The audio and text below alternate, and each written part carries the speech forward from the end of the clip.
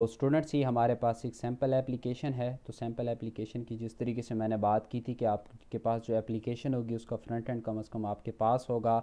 वो हो सकता है आपने डिज़ाइन किया हो, अपने हाथ से किसी स्केच बनाया हो। तो यहाँ पर हमारे पास ये एक फ्रंट एंड एप्लीकेशन है। तो इसमें अगर हम कंपोनेंट्स अंडरस्टैंड करने की बात करें तो ये जो कंपोनेंट आपको नज़र आ रहा है, मैं इसको कह सकता हूँ इट इज़ अ कंटेनर। और कंटेनर में मैं कह सकता हूँ इट इज़ अ फ्रेम, क्योंकि फ्रेम के बारे में हमने बात की थी। फ्रेम पे टाइटल बार होता है, मेन्यू बार भी होता है, जिसमें आपने बात की थी ये क्लोज वगैरह के बटन हो सकते हैं। यहाँ पे आपके पास आइकन जो है वो डिस्प्ले हो सकता है। उसके बाद अगर हम बात करते हैं तो ये एंटर स्ट्रिंग और हेलो क्लास जो है, दीज आर टू लेबल्स। तो हम कह सकते हैं both of them are labels. तो यहाँ पर दो हमारे पास जो है वो क्या हैं, लेबल हैं। उसके बाद ये डिस्प्ले स्ट्रिंग, डिस्प्ले स्ट्रिंग आपको क्या नज़र आ रहा है, ये है एक बटन। तो अगर हम कंपोनेंट्स की बात करें तो अभी तक के जो कंपोनेंट्स हैं उसमें हमने बात की कि हमारे पास एक फ्रेम है, ये दो हमारे पास लेबल हैं, एक बटन है। और ये जो कंपोनेंट है जिसमें आपको नज़र आ रहा है कि यूज़र कुछ टाइप कर सकता होगा, तो हम कहते हैं दैट इज़ आ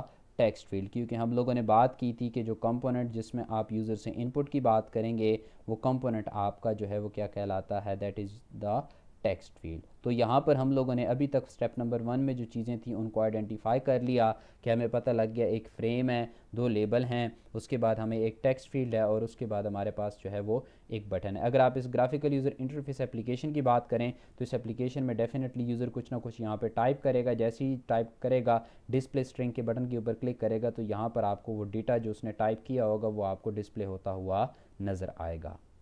तो इस एप्लीकेशन को डेवलप करने के लिए मैंने इस ग्राफिकल यूज़र इंटरफेस को डेवलप करने के लिए मैंने एक एप्लीकेशन जो है वो बना ली है। तो एप्लीकेशन में सबसे पहला जो काम है वो आपने करना ये है कि आप लोगों ने इंपोर्ट करनी है, that is import Java dot A W T dot static. क्योंकि हमें ए डब्ल्यू टी में से काफ़ी ज़्यादा चीज़ें रिक्वायर्ड हैं, तो हर एक को इंडिविजुअली इंपोर्ट करने की बजाय यहाँ पे मैं स्टैटिक का वर्ड यूज़ कर रहा हूँ। स्टेप नंबर 2 जो था वो ये था कि आपने क्लास बनानी है। तो क्लास हमने बना चुके हैं। क्लास बनाने के बाद आपने इस क्लास को एक्सटेंड करना है फ्रेम से।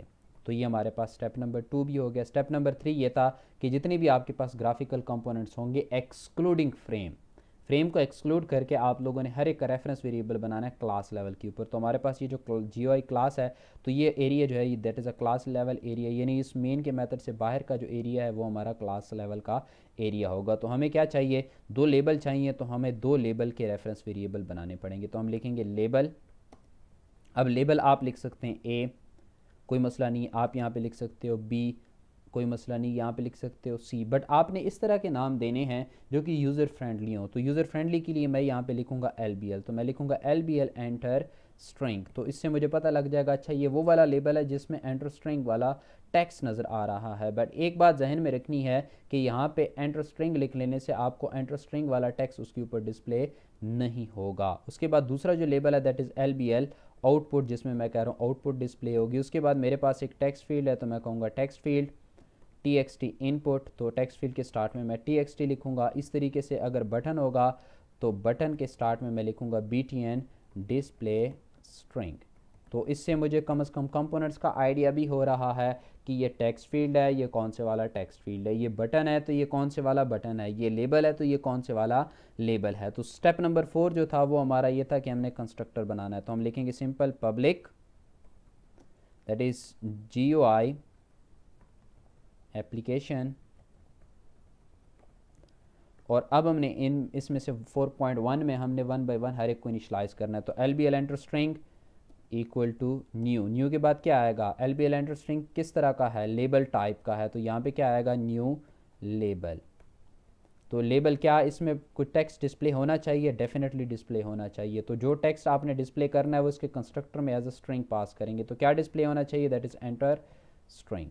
उसके बाद LBL आउटपुट। तो LBL आउटपुट की क्या डेटा टाइप है, LBL आउटपुट भी आपके पास लेबल की तरह का है, तो इक्वल टू न्यू लेबल।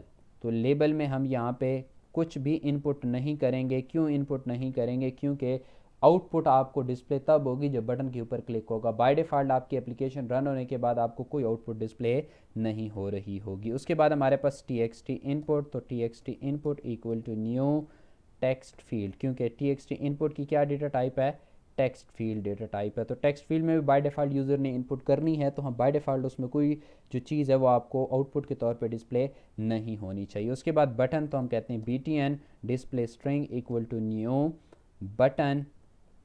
तो क्या बटन में कोई टेक्स्ट आना चाहिए? तो डेफिनेटली आपको बाय डिफ़ॉल्ट एक टेक्स्ट नज़र आना चाहिए, दैट इज़ डिस्प्ले स्ट्रिंग। अब हमने यहाँ तक काम कर लिया। नेक्स्ट जो हमारा स्टेप है वो है कि हम लोगों ने लेआउट का ऑब्जेक्ट बनाना है। तो अभी तक का जो लेआउट हमने डिस्कस किया है वो लेआउट हमारे पास जो है दैट इज़ ग्रिड लेआउट। तो हम देख लेते हैं कि हमें ग्रिड लेआउट में कितनी रोज़ और कितने कॉलम्स जो है वो रिक्वायर्ड होंगे। तो अगर हमारे पास ये एप्लीकेशन है तो इस एप्लीकेशन के हवाले से अगर मैं बात करूं तो हम इसको कुछ इस तरीके से बना सकते हैं जिसमें कुछ इस तरह का कंपोनेंट हो। ये कंपोनेंट आपको नज़र भी इस तरीके से आ रहे हैं कि मैं कह सकता हूं कि ये एक सेल हो गया, ये 2 सेल हो गए, और ये 3 और ये 4 सेल हो गए। पहले सेल में आपको क्या नज़र आएगा? एंटर स्ट्रिंग, तो ये वाला सेल इधर इसके साथ। दूसरे में आपको टेक्स्ट फील्ड, तो ये इसके साथ। तीसरे में आपको बटन, तो ये इसके साथ। तो लास्ट वाले में आपको ये वाला जो लेबल है वो नज़र आए, तो ये कुछ इस तरीके से। तो एक्चुअली अगर हम बात करते हैं तो इसमें आपके पास row number 0, row number 1, row number 2 और row number 3। Total number of rows अगर हम बात करें तो रोज़ कितनी हैं? 4 रोज़ हैं। हर रोज़ में कितने कॉलम्स होंगे? 1 कॉलम होगा, that will B column number 0। तो अगर हम बात करें तो इस पर्टिकुलर फ्रेम को डिज़ाइन करने के लिए हमें 4x1 का टेबल जो है वो या ग्रिड लेआउट हमें रिक्वायर्ड होगा, क्योंकि आपके पास ये जो कंप्लीट का कंप्लीट एक सेल यहाँ तक नज़र आ रहा है, इस सेल में आपके पास एक ही कंपोनेंट आ सकता है, एक से ज़्यादा कंपोनेंट्स नहीं आ सकते। तो किसी भी रो में हमारे पास मोर देन 1 कंपोनेंट्स जो है वो डिस्प्ले नहीं हो रहे। तो हम ग्रिड लेआउट बना लेते हैं। तो that will be grid layout GL OBJ equal to new grid layout. उसमें आपके पास 4 रोज़ और 1 कॉलम। उसके बाद अब इस लेआउट को सेट करना है। तो हमने बात की थी मेथड है सेट लेआउट का, तो हम कहेंगे सेट लेआउट और इसमें हम पास करेंगे GL OBJ। तो ये set layout built in method है। कहाँ से आया? ये इसकी फ्रेम क्लास में से आया है। तो फ्रेम क्लास का ये मेथड जब आप कॉल करेंगे तो इनडायरेक्टली इसका इफेक्ट इस चाइल्ड के ऊपर ही होगा कि इसका लेआउट ये सेट कर देगा।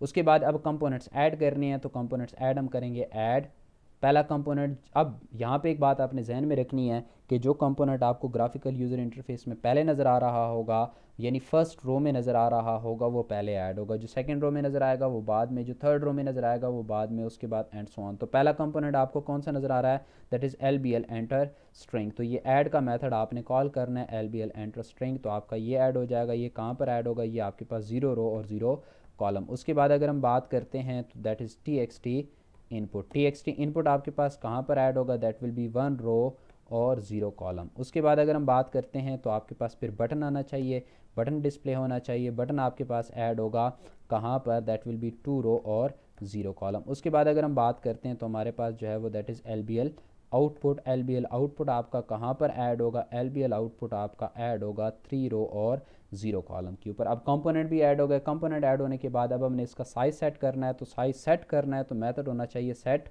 साइज़ के नाम से। सेट साइज़ का मेथड हम कॉल करते हैं। सेट साइज़ में सबसे पहले जो चीज़ आपने देनी है दैट इज़ हाइट। तो मैं कहता हूँ 300 इसकी हाइट हो और 400 आपके पास इसकी विड्थ हो। उसके बाद हमने इसको विजिबल करना है, तो हम लिखेंगे सेट विजिबल, और विजिबल में हम यहाँ पे लिखेंगे ट्रू। तो सेट विजिबल ट्रू करने का मतलब ये है कि अब आप इसको व्यू करने की बात कर रहे हैं। यहाँ पर हमारे पास एक लिसनर भी ऐड हो सकता है, बट फिलहाल हम लिसनर की बात नहीं कर रहे, इवेंट हैंडलिंग की बात नहीं कर रहे, तो यहाँ पर हम लिसनर की डिस्कशन भी नहीं करेंगे। उसके बाद अपने मेन बनाना है। तो मेन ऑलरेडी बना हुआ है। इस मेन में मैंने ऑब्जेक्ट बनाना है अपनी क्लास का। तो मेरे पास जो ऑब्जेक्ट है उसका नाम है GUI एप्लीकेशन। तो मैं कहता हूँ OBJ equal to new GUI application. उसके बाद हम इसको सिंपल क्या करेंगे? एप्लीकेशन को रन करेंगे। तो रन करने के बाद हमें इसकी आउटपुट जो है वो डिस्प्ले होगी। तो राइट क्लिक करके हम इसको रन करते हैं। तो रन करने के बाद यहाँ पर हमें जो है वो इसकी आउटपुट डिस्प्ले हो रही है।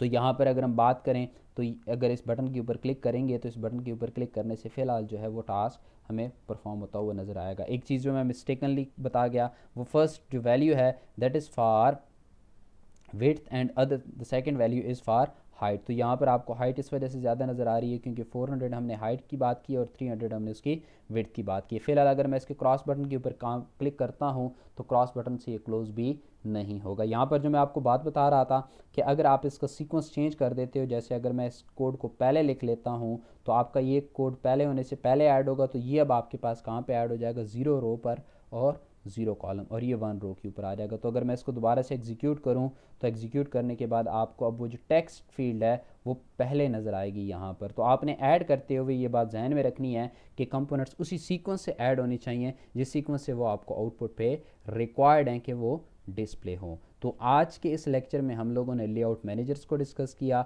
और एक ग्राफिकल यूज़र इंटरफेस के कुछ स्टेप्स को डिस्कस किया। साथ में उन सारे के सारे स्टेप्स को 1 बाय 1 परफॉर्म करके हम लोगों ने एक graphical user interface based application भी डेवलप की। तो उम्मीद है ये कुछ बातें आपको अंडरस्टैंड हो गई होंगी।